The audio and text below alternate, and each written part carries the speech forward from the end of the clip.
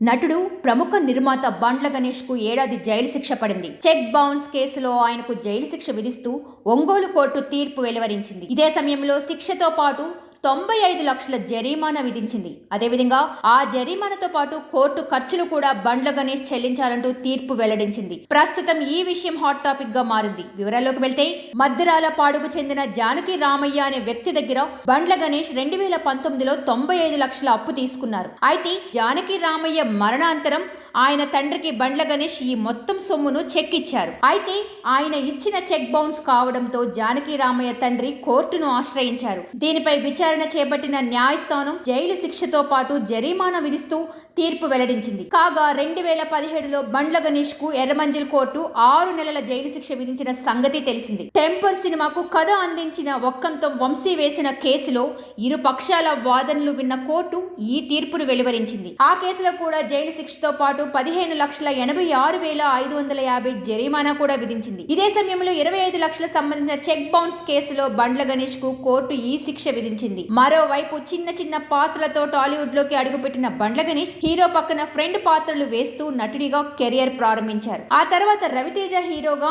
ఆంజనేయులు సినిమాతో ప్రొడ్యూసర్ గా మారారు బండ్ల గణేష్. అనంతరం పవన్ కళ్యాణ్, జూనియర్ ఎన్టీఆర్ వంటి స్టార్ హీరోలతోనూ సినిమాలు చేశారు. ప్రస్తుతం తెలంగాణ కాంగ్రెస్ పార్టీలో కొనసాగుతున్నారు.